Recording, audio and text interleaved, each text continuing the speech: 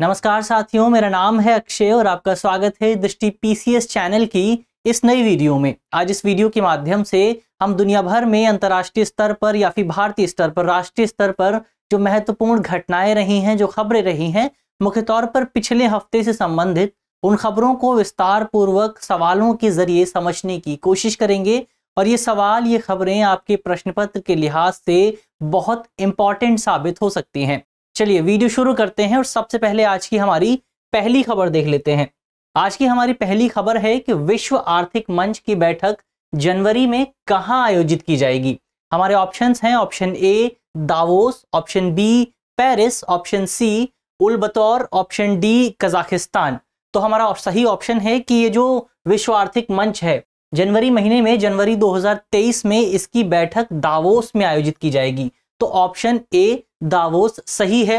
अब दावोस कहां पर मौजूद है? तो दावोस स्विट्जरलैंड में मौजूद है। इसकी जो वार्षिक बैठक है वो यहां पर आयोजित की जाएगी। तो ये 2023 जनवरी में आयोजित की जाएगी दावोस में। इसके अलावा इस बैठक का जो विषय है वो है एक खंडित दुनिया में सहयोग। यानी हम जानते हैं कि पिछले कुछ समय से दुनिया अलग अलग हिस्सों में फ्रेगमेंट हो रही है, हम अलग अलग हिस्सों में बट रही है। ऐसे में इस लगातार बढ़ती दुनिया में किस तरह से सहयोग किया जाए, खासतौर पर आर्थिक सहयोग को किस तरह से बढ़ावा दिया जाए, इसी विषय पर इस पूरी बैठक में ध्यान केंद्रित किया जाएगा।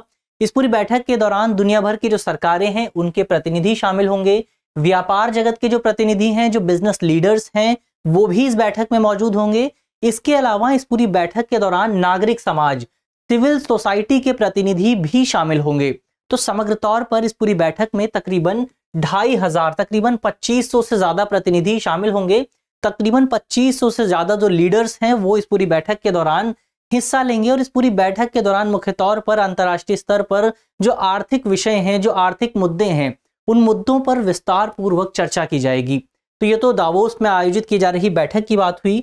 अब अपने अगले सवाल की तरफ बढ़ते हैं। हमारा अगला सवाल है कि ट्रॉइका निम्नलिखित में से किससे संबंधित है। हमारे ऑप्शंस हैं, ऑप्शन ए SCO, दूसरा ऑप्शन है G20, तीसरा ऑप्शन है क्वाड और चौथा ऑप्शन है आसियान। तो इसका सही जवाब है कि ये जो ट्रॉइका वर्ड है ये मुख्य तौर पर G20 से संबंधित है।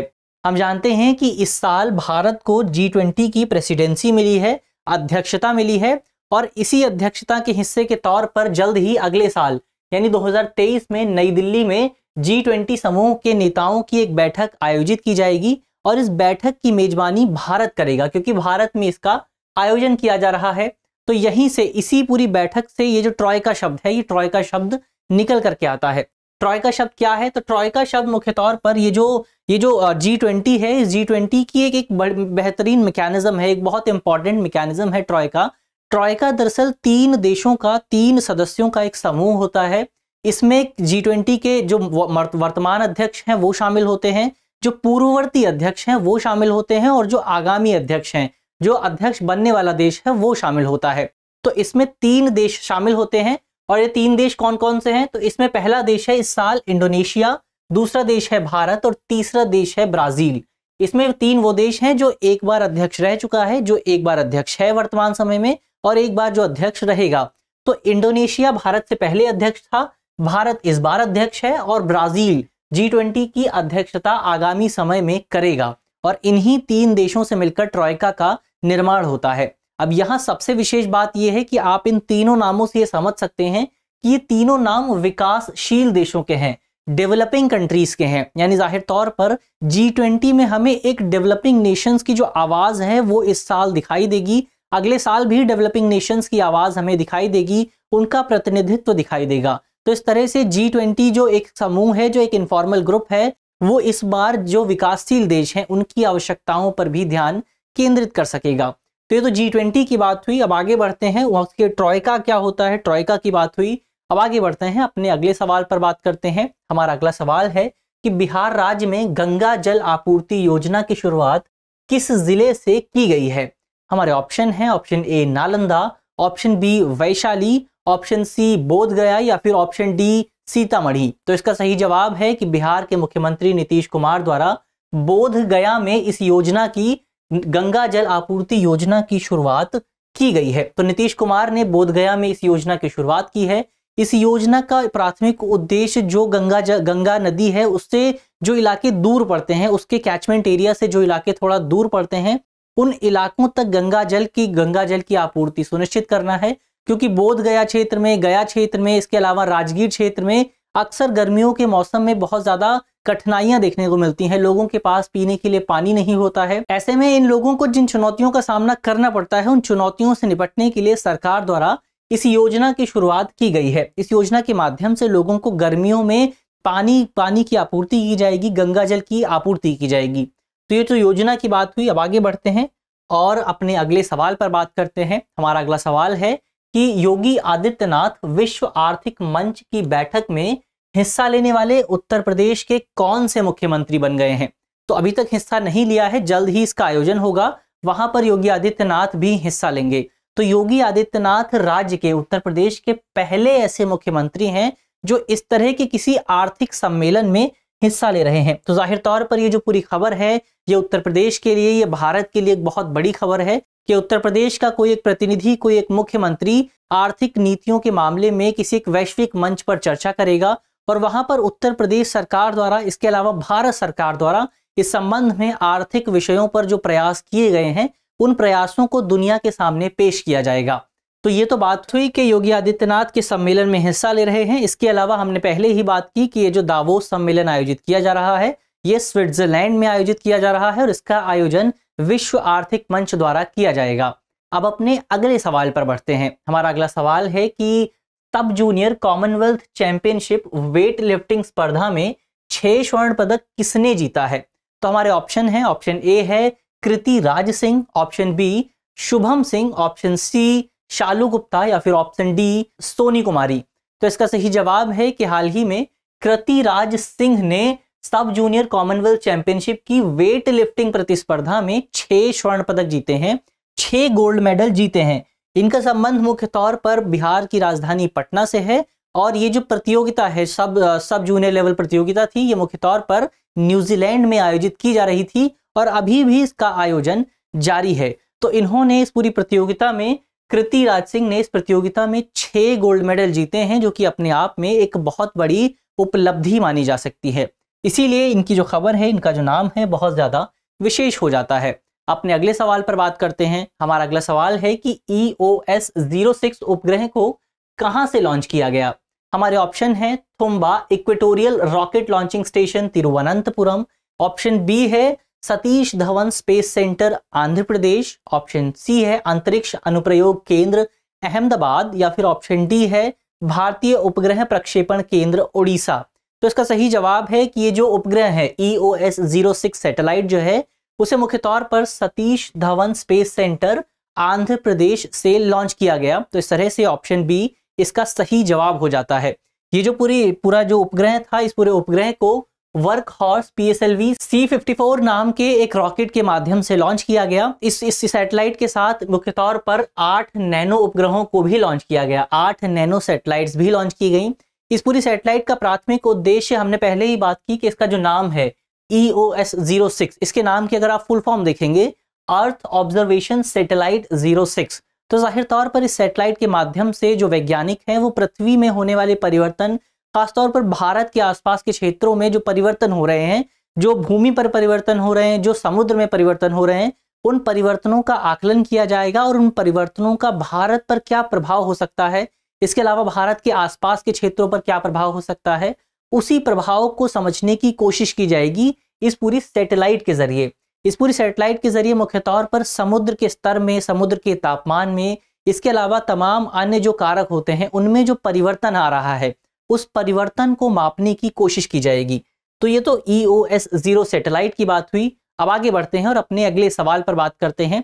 हमारा अगला सवाल है कि उत्तर प्रदेश का पहला खेल विश्वविद्यालय यानी स्पोर्ट्स यूनिवर्सिटी कहाँ स्थापित की जाएगी? इसकी स्थापना कहाँ पर की जा रही है? तो हमारे ऑप्शन है मुरादाबाद, नोएडा, गाजियाबाद या फिर हस्तिनापुर। तो इसका सही जवाब है कि इस पूरी खेल यूनिवर्सिटी है, इसकी स्थापना हस्तिनापुर में की जाएगी। और हस्तिनापुर कहाँ आता है? हस्तिनापुर आता है मेरठ में। तो जो उत्तर प्रदेश का पहला जो खेल विश्वविद्यालय है, वो खेल विश्वविद्यालय उत्तर प्रदेश के एक जिले मेरठ में स्थापित किया जाएगा और हाल ही में उत्तर प्रदेश के मुख्यमंत्री योगी आदित्यनाथ ने इस पूरी यूनिवर्सिटी की आधारशिला रखी है, इसकी फाउंडेशन स्थापित की है और इस पूरी परियोजना की जो लागत है वो तकरीबन 517 करोड़ रुपए के आसपास है। इस पूरी परियोजना का प्राथमिक उद्देश्य उत्तर प्रदेश, खासतौर पर जो मेरठ के आसपास के जो जिले हैं उन जिलों में खेल को बढ़ावा देना है, खेल को एक विषय के तौर पर पेश करना है ताकि लोग इस विषय को अपना सकें और भारत का जो खेलों में प्रदर्शन रहा है हमेशा से, उस प्रदर्शन में और ज्यादा सुधार किया जा सके। तो ये तो खेल विश्वविद्यालय की बात हुई। अब आगे बढ़ते हैं और आगे बढ़ने से पहले आपके लिए एक खबर भी है। दृष्टि संस्थान द्वारा यूपी पीसीएस प्रीलिम्स 2023 के लिए एक कोर्स की शुरुआत की जा रही है। ये कोर्स मुख्य तौर पर सामान्य अध्ययन के विषयों पर ध्यान केंद्रित करेगा और कोर्स की सबसे विशेष बात यह है कि ये कोर्स पूरी तरह से ऑनलाइन माध्यम से आयोजित किया जाएगा। ऑनलाइन माध्यम से लाइव क्लासेस दी जाएंगी और यदि आप इस कोर्स को एक्सेस करना चाहते हैं तो कोर्स को आप दृष्टि लर्निंग ऐप पर देख सकते हैं। कोर्स की फीस मात्र 16,000 रुपए है, कुछ इसमें छूट दी गई है और कोर्स की शुरुआत 14 नवंबर से ही हो चुकी है। तो आप आसानी से हमारे नंबर्स पर हमसे संपर्क कर सकते हैं और इस कोर्स में रजिस्टर कर सकते हैं, एनरोल कर सकते हैं। कोर्स की कई विशेषताएं हैं, इन विशेषताओं पर आप हमारे नंबर पर कॉल करके इन विशेषताओं के बारे में विस्तार से जान सकते हैं कि आपको क्या क्या लाभ मिलेगा इस कोर्स के जरिए। तो ये तो कोर्स की बात हुई। अब आगे बढ़ते हैं और अपने अगले सवाल को देखते हैं। हमारा अगला सवाल है कि नागालैंड राज्य को राज्य का दर्जा देने हेतु संसद द्वारा किस अधिनियम को पारित किया गया था? हमारे ऑप्शन है नागालैंड राज्य अधिनियम 1961, ऑप्शन बी नागालैंड राज्य अधिनियम 1962 या फिर ऑप्शन सी नागालैंड राज्य अधिनियम 1963 और अंततः ऑप्शन डी नागालैंड राज्य अधिनियम 1964। तो इसका सही जवाब है कि भारत सरकार द्वारा साल 1963 में नागालैंड राज्य अधिनियम 1962 को पारित किया गया था और इसी अधिनियम के माध्यम से साल 1963 में नागालैंड को एक राज्य का दर्जा दिया गया था, 1 दिसंबर 1963 को। तो जाहिर तौर पर ये खबर इसीलिए चर्चा में है क्योंकि हाल ही में 1 दिसंबर को नागालैंड का स्थापना दिवस मनाया गया। साल 1947 में भारत जब आजाद हुआ था तो नागालैंड असम का हिस्सा था। इसके बाद वहां पर कई राष्ट्रवादी आंदोलन चले और इन्हीं आंदोलनों के हिस्से के तौर पर नागालैंड को एक अलग राज्य के तौर पर स्थापित करने की मांग की जाने लगी और 1960 आते आते इस मांग को पूरी तरह से स्वीकार कर लिया गया। इसके बाद भारत सरकार द्वारा 1962 में एक अधिनियम को पारित किया गया और 1963 में अंततः इस संबंध में नागालैंड को एक राज्य का दर्जा दे दिया गया। नागालैंड की राजधानी की बात करें तो नागालैंड की राजधानी कोहिमा है जो कि नागालैंड के दक्षिणी भाग में सदर्न एरिया में मौजूद है। तो ये तो नागालैंड के स्थापना दिवस की बात हुई। अब आगे बढ़ते हैं और अपने अगले सवाल पर बात करते हैं। हमारा अगला सवाल है कि 1 दिसंबर 2022 को निम्नलिखित में से किसका स्थापना दिवस मनाया गया है? हमारे ऑप्शन है CISF या फिर BSF, ITBP या फिर RAF। तो इसका सही जवाब है कि 1 दिसंबर 2022 को बॉर्डर सिक्योरिटी फोर्स यानी सीमा सुरक्षा बल का स्थापना दिवस मनाया गया। अब आपको याद होगा कि साल 1962 में भारत ने चीन से एक युद्ध लड़ा था और साल 1965 में भारत ने पाकिस्तान से एक युद्ध लड़ा था और इन्हीं युद्धों के परिणाम स्वरूप भारत में कई नीति निर्माताओं को ये महसूस हुआ कि भारत में एक ऐसी इकाई का निर्माण किया जाए, एक ऐसे सुरक्षा बल का निर्माण किया जाए जिसका प्राथमिक कार्य भारत में भारत की सीमाओं को सुरक्षित करना हो। और इसी विचार को आगे बढ़ाते हुए साल 1965 के दिसंबर महीने में 1 दिसंबर को सीमा सुरक्षा बल यानी बॉर्डर सिक्योरिटी फोर्स की स्थापना की गई थी। इस पूरी फोर्स की सबसे विशेष बात यह है कि ये दुनिया की सबसे बड़ी बॉर्डर सिक्योरिटी फोर्सेस में से एक है और मौजूदा समय में इस फोर्स में लाखों लोग काम कर रहे हैं। इसके अलावा बॉर्डर सिक्योरिटी फोर्स जो है वो केंद्रीय सशस्त्र पुलिस बलों जो भारत में 5 सेंट्रल आर्म्ड फोर्सेस हैं उनमें से एक भी है। तो ये तो बॉर्डर सिक्योरिटी फोर्स की बात हुई। अब आगे बढ़ते हैं और अपने अगले सवाल पर बात करते हैं। हमारा अगला सवाल है निम्नलिखित में से किस राज्य की विधानसभा में महिलाओं के क्षैतिज आरक्षण विधेयक 2022 को पारित किया गया है? हमारे ऑप्शन है A Uttarakhand, B Uttar Pradesh, C Bihar या फिर D कर्नाटक। तो इसका सही जवाब है कि हाल ही में उत्तराखंड विधानसभा में उत्तराखंड की सरकार द्वारा महिलाओं के लिए क्षैतिज आरक्षण की व्यवस्था की गई है और इस संबंध में एक विधेयक पारित किया गया है। इस संबंध में जो विधेयक पारित किया गया है उसके मुताबिक उत्तराखंड की सरकार राज्य की जो महिलाएं हैं उन महिलाओं को 30% का क्षैतिज आरक्षण दिया जाएगा। इसके अलावा जो महिलाएं जिनका जन्म उत्तराखंड में नहीं हुआ है लेकिन उनके पास उत्तराखंड में निवासी प्रमाण पत्र मौजूद है, वो भी इस पूरे आरक्षण की व्यवस्था का लाभ उठा सकेंगी। तो जाहिर तौर पर ये जो पूरी व्यवस्था है, जो नया विधेयक आया है, ये राज्य की महिलाओं के लिए एक विशेष कदम हो सकता है। इसके माध्यम से उत्तराखंड में महिला सशक्तिकरण को बढ़ावा देने के एक प्रयास के तौर पर इसे एक महत्वपूर्ण कदम के तौर पर देखा जा सकता है। चलिए अपने अगले सवाल पर बात करते हैं। हमारा अगला सवाल है कि माउंटेन गर्ल नैना सिंह धाकड़ को किस पुरस्कार से सम्मानित किया गया है? हमारे ऑप्शन है, पहला ऑप्शन है तेंजिंग नार्गे राष्ट्रीय साहसी पुरस्कार, हमारा दूसरा ऑप्शन है ऑप्शन बी अर्जुन पुरस्कार, ऑप्शन सी मेजर ध्यानचंद खेल रत्न पुरस्कार, या फिर ऑप्शन डी यश भारती पुरस्कार। तो इसका सही जवाब है कि माउंटेन गर्ल नैना सिंह धाकड़ को तेंजिंग नार्गे राष्ट्रीय साहसी पुरस्कार से सम्मानित किया गया है। अब इनके विषय में, नैना सिंह धाकड़ के विषय में सबसे विशेष बात यह है कि इन्होंने साल 2021 में दुनिया की सबसे ऊंची चोटी माउंट एवरेस्ट को फतेह किया था और इसी वजह से इन्हें इस पुरस्कार से सम्मानित किया जा रहा है।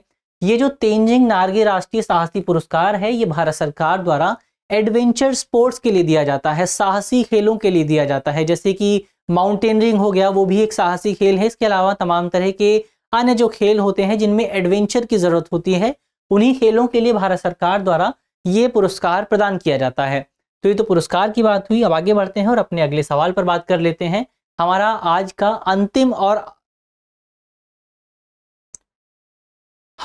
का अगला और अंतिम सवाल है, सघन टीबी एवं कुष्ठ रोग अभियान की शुरुआत किस राज्य द्वारा की गई है? हमारे ऑप्शन है Rajasthan, option B Maharashtra, option C Chhattisgarh, या फिर ऑप्शन डी उत्तर प्रदेश। तो इसका सही जवाब है कि हाल ही में छत्तीसगढ़ की सरकार द्वारा टीबी और कुष्ठ रोग को लेकर एक अभियान की शुरुआत की गई है।